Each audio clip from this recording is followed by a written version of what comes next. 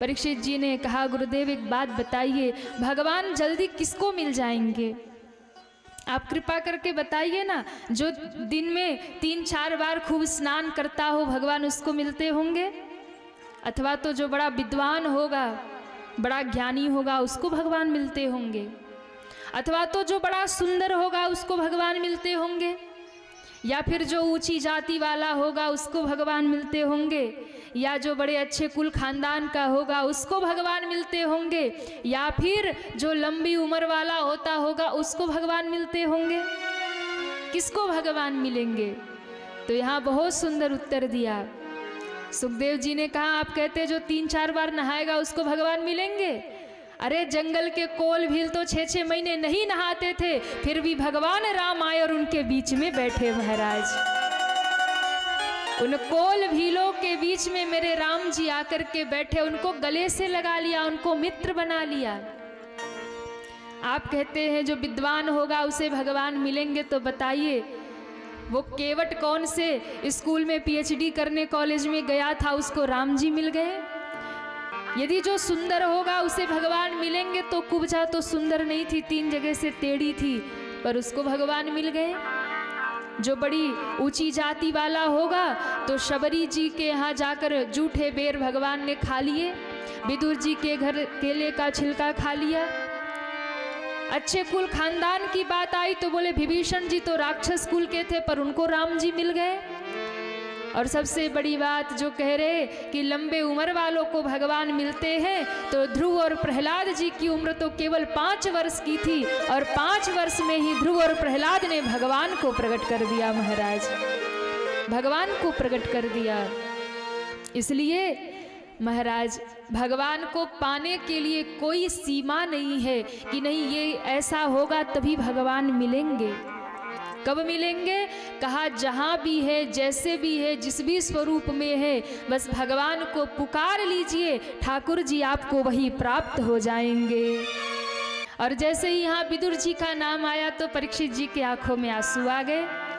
कहा गुरुदेव आप यदि हमारे बाबा की बात कर ही दिए हैं, विदुर जी की बात कर ही दिए हैं, तो आप उनकी कथा सुनाइए कि ठाकुर जी ने विदुर जी के घर कैसे चरण रख दिए, कैसे उन्हें दर्शन दे दिया। कहा कि बात उस समय की है जब पांडवों पे बड़े अत्याचार हो रहे थे महाराज, बड़े प्रताड़ित किए जा रहे थे पांडव। दुर्योधन ने एकदम हर विधि अपना ली उन्हें समाप्त करने के लिए। लाक्षागृह में उन्हें जला करके मारने की कोशिश की गई, लेकिन समस्या ये थी कि धृतराष्ट्र जो थे उनको दुर्योधन के जितने भी पाप थे, अधर्म थे, सब जानते हुए भी उसे क्षमा कर रहे थे। विदुर जी ने समझाया धृतराष्ट्र को, कहा महाराज आप हैं महाराज, लेकिन आज मेरी बात मैं आपसे एक मंत्री के नाते कुछ नहीं कह रहा हूँ, मैं आपसे आपका भाई होने के नाते कुछ कह रहा हूँ। आप राजा होकर मत सुनिएगा, आप हमारे भाई होकर के सुनिएगा। क्या नीति ऐसा कहती है कि पूरे राज्य को सुरक्षित करने के लिए अगर एक नगर का त्याग करना पड़े, एक नगर का त्याग करने से पूरा राज्य सुरक्षित होता हो तो उस नगर का त्याग कर देना चाहिए। एक नगर के सुरक्षित होने के लिए अगर एक गांव का त्याग करना पड़े तो उस एक गांव का त्याग कर देना चाहिए। एक घर के त्याग करने से अगर पूरा गांव सुरक्षित होता है तो उस एक घर को नष्ट कर देना चाहिए, उसका त्याग कर देना चाहिए। और अगर एक व्यक्ति के त्याग करने से पूरे घर की सुरक्षा होती है तो उस एक व्यक्ति का त्याग कर देना चाहिए महाराज। आप बुरा मत मानिएगा, पर ये दुर्योधन कुल का कलंकी बन गया है महाराज। इसलिए मैं आपका भाई होने के नाते आपको निवेदन करता हूँ, नेत्रों का अंधा होना तो ठीक है, पर मन का अंधा होना ठीक नहीं है। पर भैया आप तो नेत्रों से तो नहीं है, पर आप मन के भी अंधे बन गए हैं। क्या आपको समझ में नहीं आता कि पांडवों पे अत्याचार हो रहा? और देखिए परिवार में दुराव तब होता है, परिवार में बिखराव तब होता है जब जो परिवार के मुखिया है उनकी दृष्टि दो हो जाती है, परिवार के जो मुखिया हैं उनकी दृष्टि जब दो हो जाती है कि नहीं बड़ा बेटा तो बहुत अच्छा है, छोटा वाला तो एकदम बेकार है, या छोटी बहू तो बहुत बढ़िया है पर बड़ी वाली एकदम बेकार है। इसलिए जो परिवार के मुखिया हैं उन्हें चाहिए कि परिवार में सम दृष्टि रखे, एक दृष्टि रखे महाराज। लेकिन कई कई घरों में होता है ना, मैया है महाराज क्या बताए, छोटी वाली तो बहुत बढ़िया है, बड़ी वाली एकदम खराब है, होता है। कई कई भाई लोग भी महाराज क्या बताए, बड़ा वाला बेटा तो बड़ा संस्कारी है, बड़ा अच्छा है, बड़ी सेवा करता, पर छोटा वाला एकदम खराब है। ध्यान रखिएगा, परिवार में जो भी जुड़े हैं, यदि कोई बन रहा है या बिगड़ रहा है, ये मुखिया की जिम्मेदारी है कि सबको सम रखे और सबको संभाल करके रखे। इसलिए ज़्यादा इधर उधर नहीं करना चाहिए कि नहीं ये अच्छा है ये बुरा है, सबको सुधार के रखिए, संभाल के रखिए। और सम दृष्टि परिवार में होनी चाहिए, एक दृष्टि परिवार में होनी चाहिए, दो दृष्टि नहीं होनी चाहिए कि एक को अच्छा करो और एक को कुछ ना करो महाराज, ये नहीं होना चाहिए। विदुर जी ने कहा महाराज आप एक दृष्टि, आप मन के भी अंधे हो गए हैं, आप ये नहीं समझ पा रहे कि पांडवों के साथ क्या हो रहा है। और इसे ऐसे चर्चा कर रहे थे, दुर्योधन ने सुन लिया। दुर्योधन ने कहा अच्छा काका श्री, जिस थाली में खाते उसी में छेद करते हो, हमारा नमक खाते और हमारे प्रति हमारे पिताजी को भड़काते हो, कान भर रहे हो, निकलो यहाँ से। महाराज मंत्री का पद छीन लिया, विदुर जी को निकाल दिया। विदुर जी अपनी पत्नी को लेकर के चले गए, कुटिया बना के रहने लगे, भगवान का भजन करने लगे। और धीरे धीरे समय आ गया जब महाराज पांडवों के हक के लिए भगवान हस्तिनापुर पधार रहे। भगवान हस्तिनापुर पधार रहे, जय जयकार हो रही है, द्वारिकाधीश आने वाले हैं, पूरी नगरी सजाई जा रही, भगवान शांति दूत बन के आ रहे पांडवों की ओर से। और कहते जब भगवान शांति दूत बन के पांडवों की ओर से आने लगे, पूरा नगर सज रहा। विदुर जी ने कहा देवी हम जाते थोड़ा देख के आते, आज पांडवों के भाग्य का क्या होता है। विदुरानी ने कहा मंत्री का पद तो रहा नहीं, जाओगे वहाँ पे धक्के खाओगे। बोले नहीं नहीं बस थोड़ा प्रभु का दर्शन हो जाएगा, उतने में ही आनंद होगा, हमें तो कहीं से भी दर्शन कर लेंगे। भगवान आ रहे द्वारिकाधीश, पहुंच गए और उतने में भगवान का रथ आ गया, चारों ओर जय जयकार होने लगी। बोले द्वारिकाधीश की जय हो, द्वारिकाधीश की जय हो। खूब भव्य भगवान का स्वागत किया गया। सभा में भगवान शांति दूत बन के पधारे, चर्चा हुई।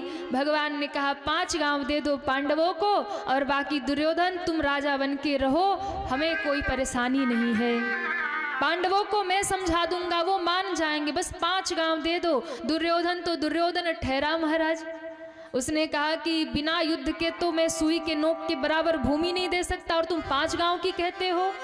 भगवान को बांधने का प्रयास किया, निष्फल हुआ। शकुनी ने समझाया अरे तुम किसी से भी विरोध कर लो पर इस ग्वाले से विरोध मत करना। क्यों? अगर ये बहुत टेढ़ा है, अगर इसको मिला लिया तो सब काम अच्छा हो जाएगा, इसलिए कुछ भी हो इसको नाराज करके मत भेजो। दुर्योधन ने कहा गलती तो हो ही गई, अब क्या करूं? बोले जाओ भोजन का निमंत्रण दे के आ जाओ। दुर्योधन आ गया और कहता है महाराज चलो, ये राजकाज की बातें होती रहेंगी, बंटवारे बाद में करेंगे, पहले आप चलो, हम 56 भोग लगा के आपका इंतजार कर रहे, भोजन कर लो। ठाकुर जी तो ठाकुर जी ठहरे। भगवान ने कहा हम ऐसे थोड़े भोजन कर लेते हैं। क्यों? अरे दुर्योधन हम तुम्हारे भोजन के भूखे नहीं हैं, अरे भाव का भूखा हूँ मैं, भाव ही तो सार है, और भाव से जो भजल प्राणी तो भाव से बेढ़ा पार है। आप 56 भोग लगाइए भगवान को, आपके पदार्थ की आवश्यकता नहीं है।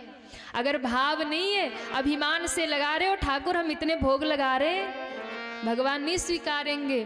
पर हाँ यदि भाव से एक तुलसी का पत्ता भी आप समर्पित कर देंगे तो ठाकुर जी प्रसन्न होकर उसे स्वीकार करेंगे और संतुष्ट हो जाएंगे।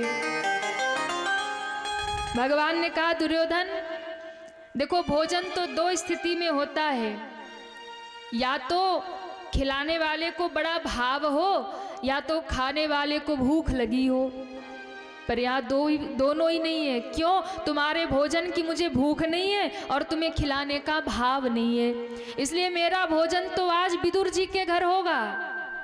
विदुर जी के कानों में आवाज पड़ गई, भगवान ने थोड़े जोर से चिल्ला के कहा कि आज तो मेरा भोजन विदुर जी के घर निमंत्रण है। विदुर जी सोचने लगे, ना इनसे मिले ना तो इनसे मुलाकात, हमने निमंत्रण कब दे दिया इनको? अपने तो खाने का ठिकाना है नहीं, घर से निकाले गए राज्य से, और ये कहते विदुर जी के घर भोजन करेंगे। पर भगवान ने तो भरी सभा में कह दिया। अब विदुर जी घबराए कि भगवान आने वाले, अब क्या होता है वो बाद में जानेंगे, पहले घर पे चल के व्यवस्था करे। विदुर जी दौड़े दौड़े आए और विदुरानी को आवाज लगाते, अरे आते, खाने पीने का कुछ सामान लेके आते। विदुर जी भागे बाजार में और विदुरानी लग गई घर की सफाई में। क्यों? ठाकुर जी आ रहे, भगवान आ रहे। और विदुरानी आज भगवान को याद कर रही है, भगवान को पुकार रही है कि प्रभु पधार जाइए। विदुरानी पूरे घर को साफ सुथरा करती है और महाराज कदली के खम्भ सजाए, तोरण सजाए, सुंदर व्यवस्था, भगवान आएंगे तो यहाँ बिठाऊंगी, भगवान आएंगे तो ये खिलाऊंगी, सब व्यवस्था कर रही और मन ही मन गाते जा रही है। हो मैंने बांध लिया, हो मैंने बांध लिया, हो मैंने बांध लिया प्रेम वाला कंगना, आओ आओ हरि आओ मोरे अंगना, आओ आओ हरि आओ मोरे अंगना। हो मैंने बांध लिया, हो मैंने बांध लिया, मैंने बांध लिया प्रेम वाला कंगना, आओ आओ हरि आओ मोरे अंगना, आओ आओ हरि आओ मोरे अंगना। कितने लोग चाहते ठाकुर जी हमारे आंगन में आ जाए? दोनों हाथ ऊपर करिए और तालियां बजाते हुए हे हरि जय हो पुकारिए भगवान को।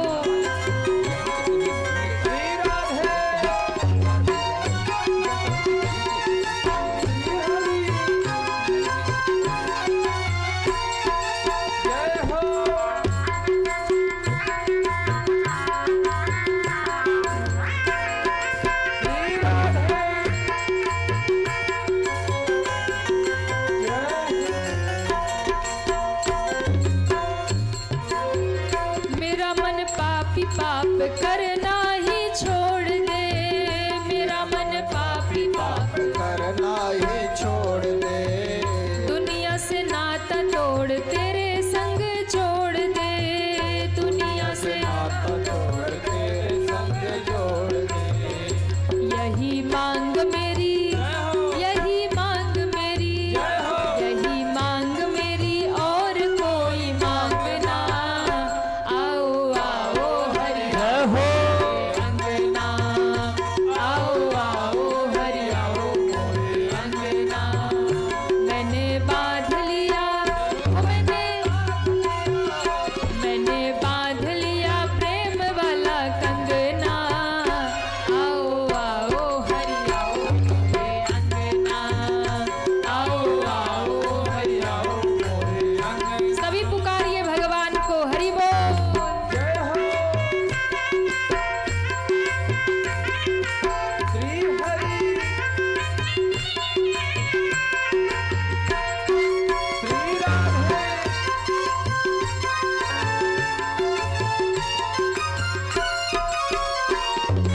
जय हो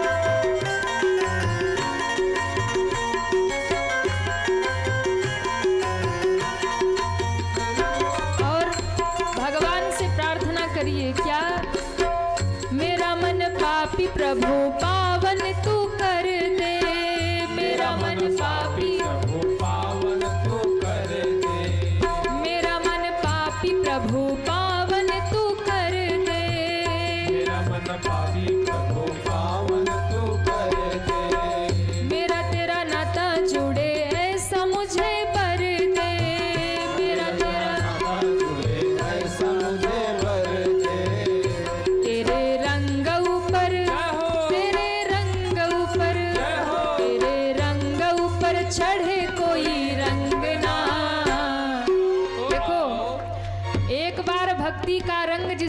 ऊपर चढ़ गया ना, फिर दुनिया का रंग उसके ऊपर चढ़ने वाला नहीं है। सूरदास काली कामर पे चढ़े न दूजो रंग। भगवान का स्वरूप कैसा है? काले है भगवान। वृंदावन के बाके बिहारी का दर्शन कितने लोगों ने किया? हाथ ऊपर करिए। क्या बात है, कैसे है ठाकुर जी? गोरे हैं क्या? काले हैं। और देखो दुनिया का जितना भी रंग है ना, हर रंग के ऊपर दूसरा रंग चढ़ सकता है, लेकिन काले रंग के ऊपर कोई रंग चढ़ने वाला नहीं है। लेकिन हाँ, काला रंग के ऊपर कोई भी रंग चढ़ाएंगे, किसी भी रंग पे काला रंग लगाएंगे वो काला ही हो जाएगा। नीले पे काला लगा देंगे तो नीला काला हो जाएगा। लाल पे काला लगाएंगे तो लाल काला हो जाएगा। मानो ठाकुर जी कह रहे क्या, जब तक मेरे भक्ति का रंग नहीं चढ़ा तब तक दुनिया का रंग लगेगा, लेकिन एक बार भक्ति का रंग चढ़ गया तो दुनिया का रंग फीका हो जाएगा। इसलिए उठाइए दोनों हाथों को और सभी तालियां बजाते हुए जय हो। श्री राधे।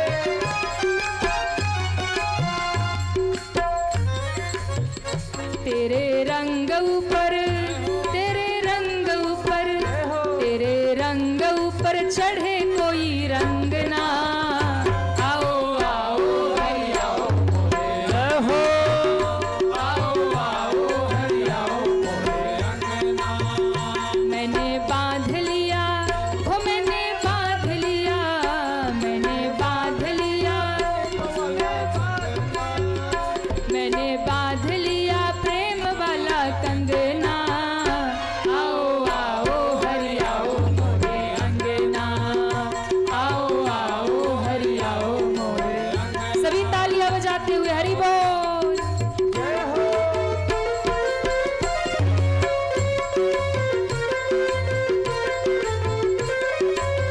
श्री हरि।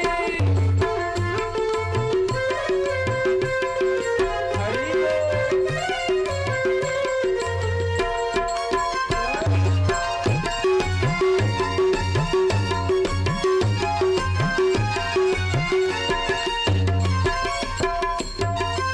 और अंत में भक्त कहता है, प्रभु ऐ मेरे श्याम प्रभु तेरा गुण गाऊं, ऐ मेरे श्याम प्रभु, तेरा गुण गाऊं।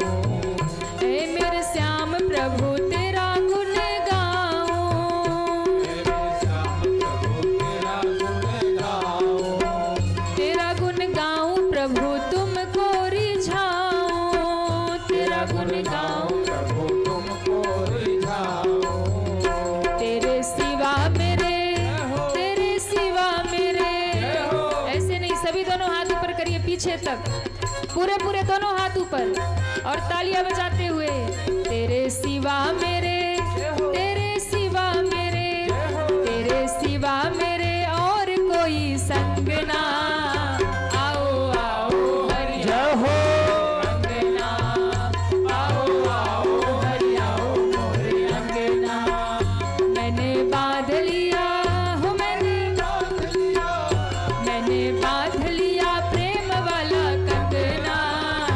आओ आओ हरि आओ मोरे अंगना, आओ आओ हरि आओ मोरे अंगना। आओ आओ हरि आओ मोरे अंगना, आओ आओ हरि आओ मोरे अंगना। आओ आओ हरि आओ मोरे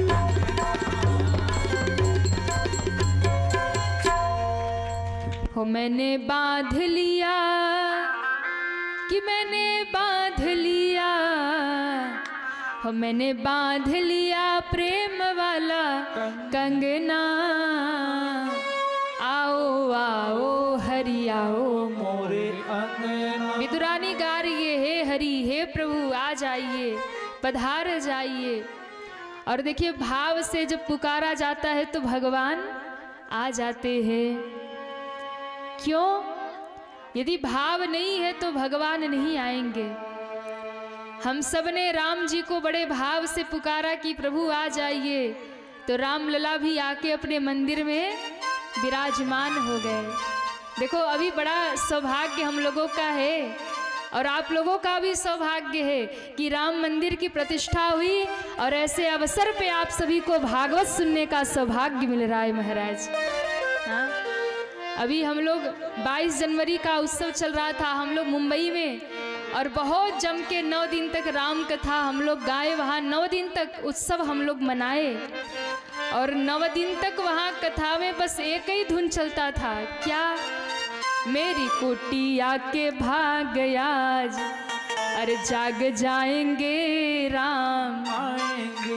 9 दिन तक, और इतना आनंद बरसा। महाराज कथा तो कम ही होती थी पर ये भाव ज्यादा ही गाए जाते थे। राम आएंगे आएंगे राम आएंगे। और पूरा भारत मुझे लगता है पुकार रहा था। हर एक सनातनी यही भाव लेके गा रहा था कि प्रभु आ जाइए, कि मेरी कुटिया के भाग आज जाग जाएंगे राम आएंगे। हो मेरी कुटिया के भाग आज जाग जय हो, राम आएंगे। मेरी कुटिया के भाग आज जाग जाएंगे राम आएंगे। हो मेरी कुटिया के भाग आज जाग जाएंगे। राम आएंगे। कि राम आएंगे आएंगे राम आएंगे। हो राम आएंगे आएंगे राम आएंगे। तबला धीरे, इधर कोई नहीं गाएगा, आप लोगों को गाना है। दोनों हाथ ऊपर करिए पीछे तक पूरे पूरे। और राम जी आ गए हैं, एक बार उस उत्सव का हम लोग आनंद ले ले। दोनों हाथ ऊपर। राम आएंगे आएंगे राम आएंगे। हो राम, क्या बात है। अब थोड़े थोड़े जग रहे आप लोग। बुलाना है राम जी को कुटिया में अपने, हाँ कि ना? बुलाना है। दोनों हाथ ऊपर सभी। राम आएंगे आएंगे राम आएंगे। हो राम, कि मेरी कुटिया के भाग आज जाग जाएंगे राम। हो मेरी कुटिया के भाग आज जाग जाएंगे राम। हरि बोल। श्री हरि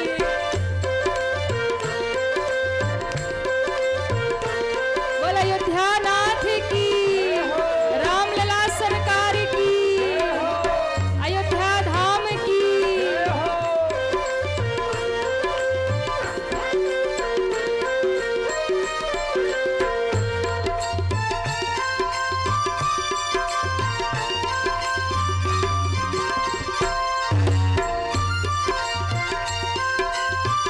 जय हो। श्री हरि और राम आएंगे तो अंगना सजाऊंगी। हो राम, आएंगे तो अंगना सजाऊंगी। सबने सजाया आंगन, सबने दीप जलाया, सबने उत्सव मनाया और हमारे राम लला विराजमान हो गए। राम आएंगे तो अंगना सजाऊंगी। हो राम, आएंगे तो अंगना सजाऊंगी। मीठे मीठे गीत प्रभु को सुनाऊंगी। हो मीठे गीत प्रभु को सुनाऊंगी। मेरी जिंदगी के सारे दुख मिट जाएंगे राम आएंगे।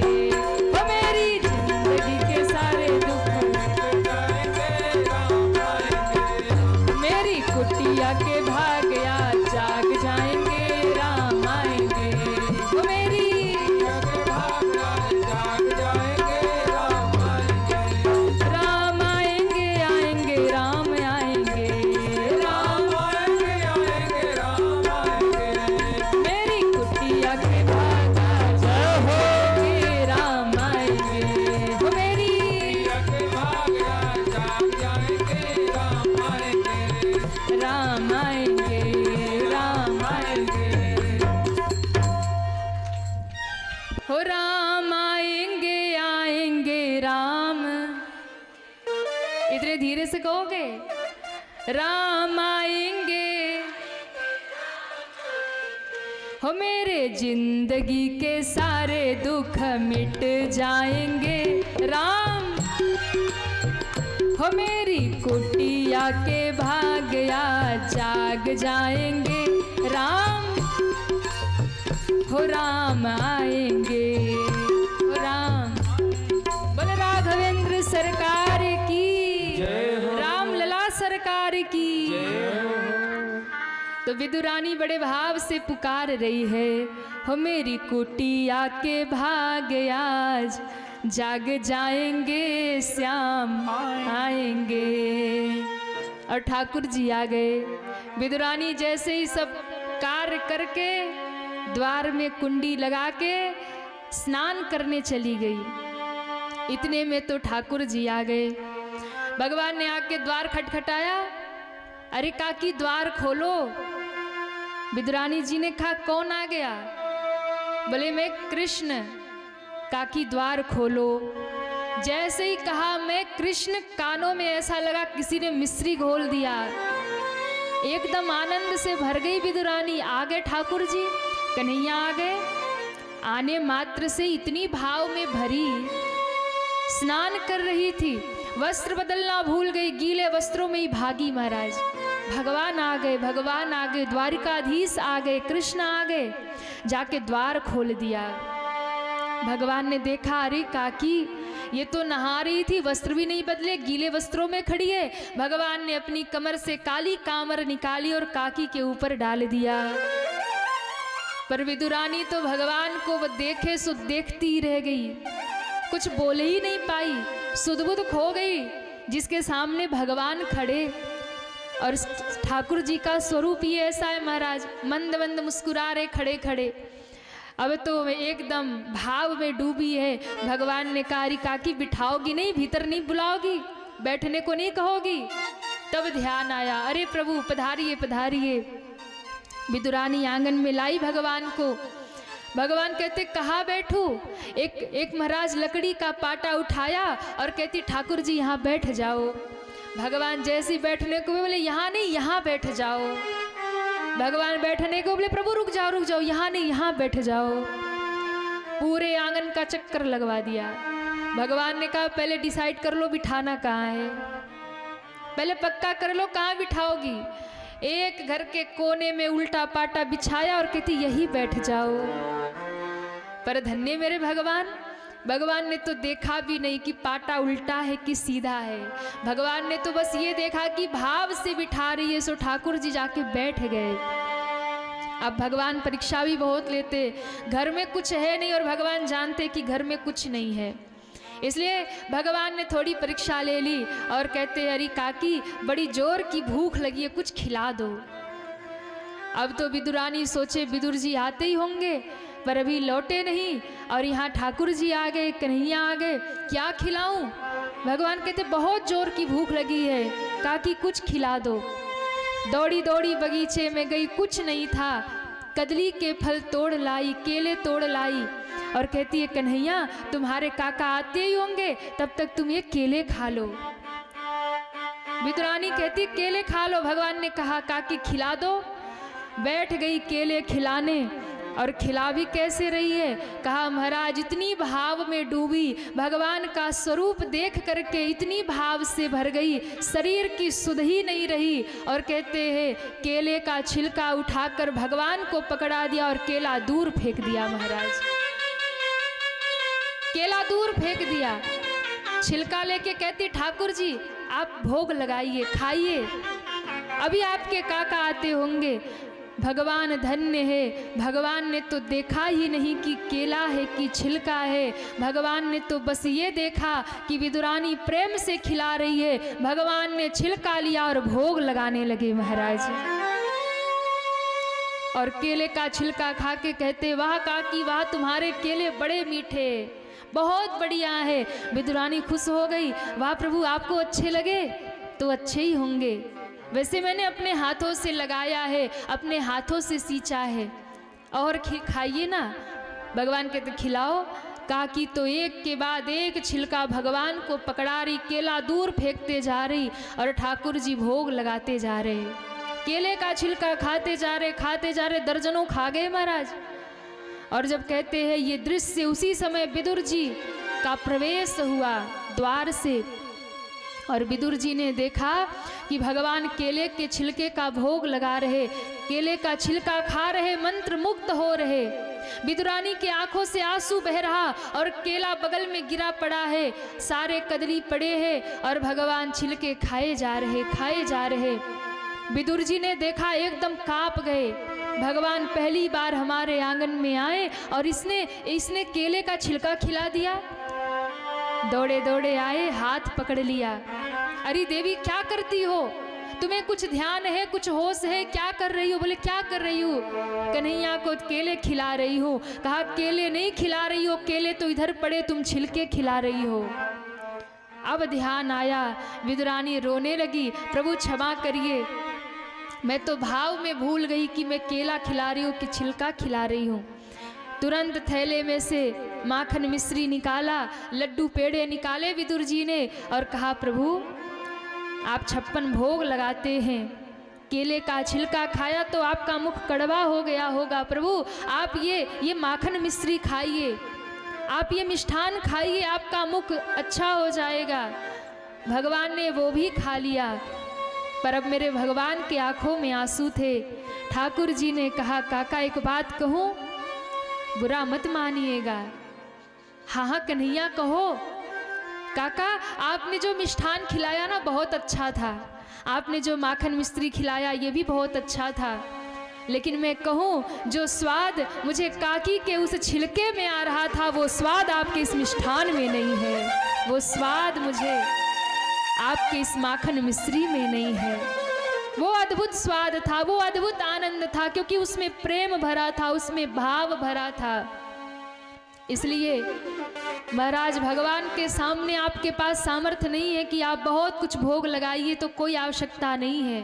आपके पास कुछ नहीं है ना, आप प्रेम से अगर एक तुलसी का दल उठाकर भगवान को दे देंगे और आंखों में आंसू भर लेंगे भाव से कि प्रभु मेरे पास कुछ नहीं है, अगर ये रूखी सूखी है आप स्वीकार करो, तो ध्यान रखिएगा आपका 56 भोग भी अगर भाव नहीं है तो बेकार है, पर भाव से एक तुलसी का पत्ता भी दे दिया तो भगवान उसे ही लेकर संतुष्ट हो जाएंगे, भगवान उसका ही भोग लगाएंगे, क्योंकि भगवान भाव के भूखे हैं। शबरी का जूठा बेर भगवान ने खाया ना, तो ये नहीं देखा कि जूठा है कि कैसा है, बस खा लिया और खा के कहते हैं शबरी को कि वाह माँ तेरे इस बेर में मुझे लगता है माँ कौशल्या के 56 भोग याद आ रहे, ऐसा स्वाद इन तेरे बेरों में भरा है। दुर्योधन की मेवा मिश्री भगवान ने त्याग दिया और विदुर जी के घर आकर के साग खा लिया। क्यों? भगवान कहते हैं सबसे ऊंची प्रेम सगाई, प्रेम से जो भी मुझे प्रदान कर देता है भक्त, मैं उसे स्वीकार कर लेता हूँ। इसलिए भगवान के पास कुछ लेकर जाइए या मत जाइए, पर प्रेम लेकर के जरूर जाइए। क्यों? सबसे ऊंची प्रेम सगाई। विचार करिएगा, हम भगवान को प्रेम देते हैं कि संसार की वस्तुएं देते हैं? हम भगवान के पास सब कुछ लेकर जाते हैं, पर प्रेम लेकर के नहीं जाते हैं। और शास्त्र कहता है राम ही केवल प्रेम प्यारा।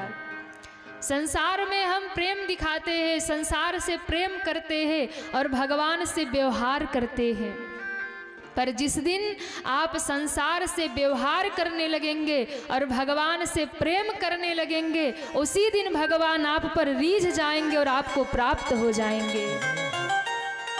सबसे ऊंची प्रेम सगाई, सबसे ऊंची प्रेम सगाई, सबसे ऊंची प्रेम सगाई, सबसे ऊंची प्रेम सगाई, सबसे ऊंची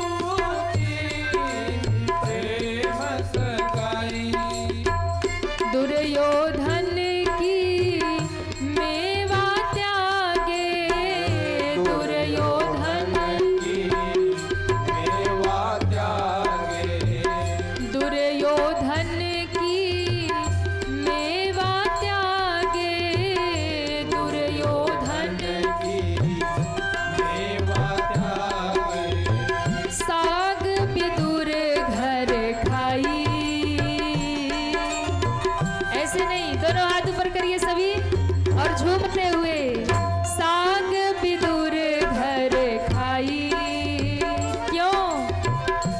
सबसे ऊंची प्रेम सगाई, सबसे ऊंची प्रेम सगाई सबसे ऊंची प्रेम सगाई। सबसे ऊंची जय हो।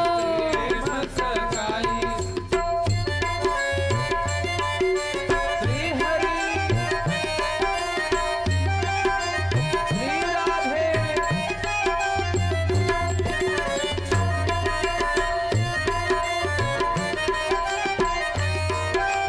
जय हो।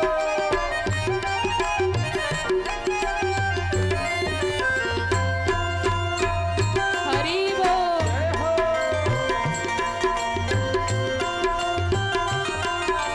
श्री राधे झूठे फल सब री के खाए, झूठे फल ये खाए झूठे फल सब री के खाए, झूठे ये खाए बहुविधि स्वाद बताई, हाँ बहुविधि स्वाद बताई। सबसे ऊंची प्रेम सगाई, सबसे प्रेम सगाई, सबसे। जय हो। प्रेम सगाई। सभी तालियां बजाते हुए हरि बोल।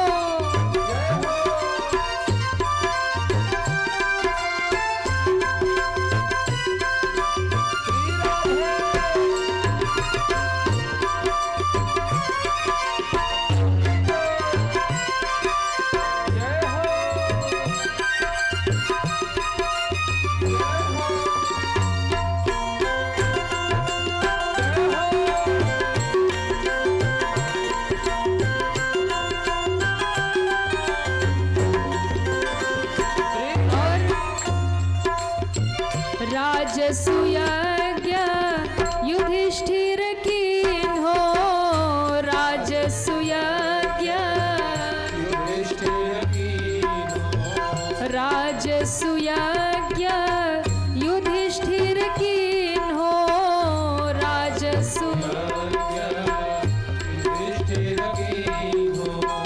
तामे झूठ उठाई,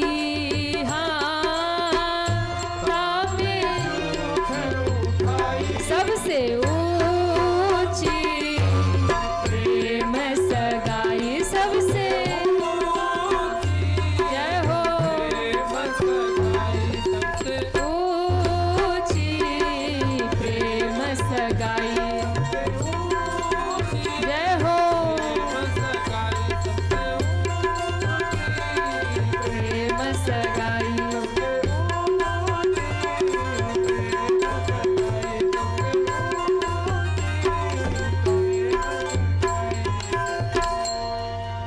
कि सबसे ऊंची प्रेम सगाई। प्रेम के वशीभूत होकर परमात्मा क्या क्या नहीं करते महाराज। क्यों? प्रेम के बस पारथ रथ हा क्यों, कि प्रेम के बस अर्जुन रथ हा क्यों। अरे भूल गए ठकुराई, हाँ भूल गए ठकुराई। क्यों? सबसे ऊंची प्रेम सगाई। जरा विचार करिए, भगवान के जैसा कौन होगा। हमको और आपको तो थोड़ा बहुत पद प्रतिष्ठा मिलता है, और कोई उसके बाद कहे कि भैया ये काम कर दो, तो हम कहे तुम्हारे नौकर लगे हैं। बताओ, हम इतने बड़े आदमी और हमको कह रहे ये कर दो। पर धन्य ठाकुर जी द्वारिकाधीश हैं, फिर भी अर्जुन का रथ चला रहे। अर्जुन कहता है केशव इधर चलो, तो भगवान उधर जाते। बोले कन्हैया इधर चलो, तो उधर जा रहे हैं। अरे भूल गए ठकुराई। भगवान कहते मेरे भक्त के आगे मैं सब भूल जाता हूँ। युधिष्ठिर ने राजसूय यज्ञ किया तो भगवान सबकी जूठी पत्तल उठा रहे। कहने को द्वारिकाधीश हैं और यज्ञ में जाके जूठी पत्तल उठा रहे। हमको कोई कह दे तो अरे महाराज हम पत्तल उठाएंगे, अरे महाराज हम सेवा करेंगे, हम इतने बड़े आदमी। पर धन्य भगवान अपने भक्त के सामने तो सब कुछ करने को तैयार है। भगवान कहते एक बार बस मुझे कोई अपना बना ले, फिर तो उसकी सेवकाई में करता हूँ। मैं भगतन को दास, भगत मेरे मुकुट मणि। भगवान कहते भक्त मेरे मुकुट के मणि है, मैं तो उनका दास हूँ। इसलिए एक बार भैया बस भगवान को अपना बना लीजिए। एक बार अगर भगवान को अपना बना लिया तो फिर देखिए भगवान कैसे आगे पीछे घूमते हैं। प्रेम के वशीभूत है परमात्मा, सबसे ऊंची प्रेम सगाई। इस प्रकार विदुर जी पर कृपा की महाराज। और जब विदुर जी पर कृपा किया है, और देखो भगवान ने यदि साग रोटी खा ली, विदुर जी के घर केले का छिलका खा लिया, तो भगवान अपने मन में यही सोचते हैं अंत समय जाते जाते धरती से कि सबका ऋण मैंने चुकाया है, पर मैंने आज तक विदुर जी का ऋण नहीं चुकाया।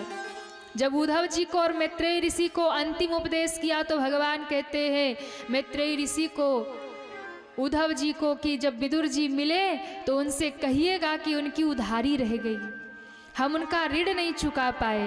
ऐसे भगवान कहाँ मिलेंगे महाराज।